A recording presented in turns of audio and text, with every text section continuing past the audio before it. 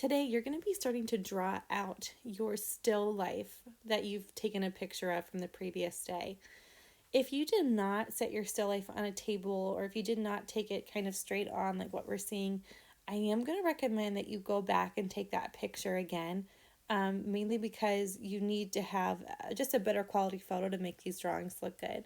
And also remember too that those drawings should show a clear light source because we're going to be shading these next week. So what you're noticing as I'm mapping everything out, I am drawing from general to specific. I am not drawing in the details of anything. You know, that eggshell has lots of cracks and crevices, and notice how I'm just turning it into basic shapes. I haven't cited anything yet because right now I'm just trying to map everything in.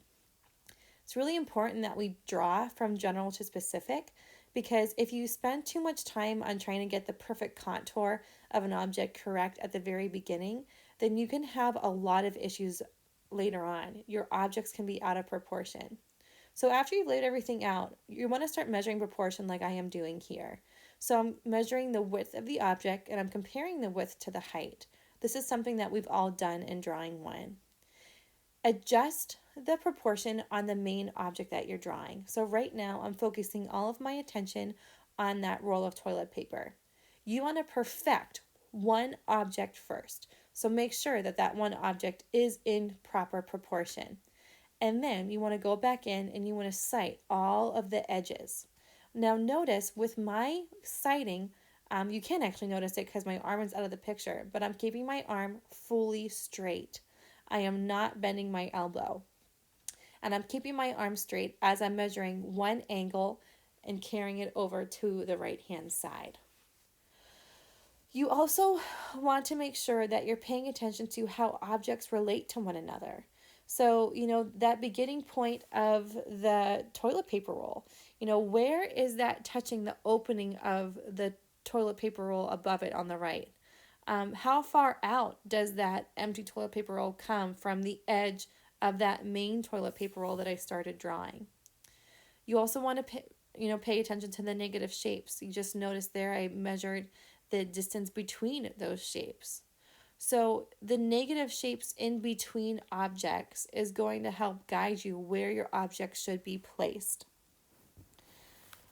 When you cite the object, notice how I'm kind of citing it into these angular lines. Every little curve change, I'm citing that in. And then I'm going back and I'm modifying the line.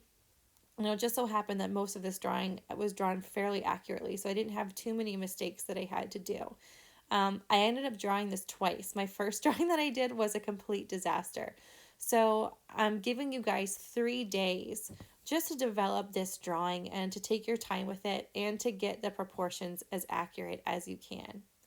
Now this plate is an ellipse. An ellipse is a circle that's drawn in perspective. Remember, when we look at ellipses at eye level, they're flat. And as they further get away from our eye, they get rounder in appearance. So I made sure that I created that slightly opened oval.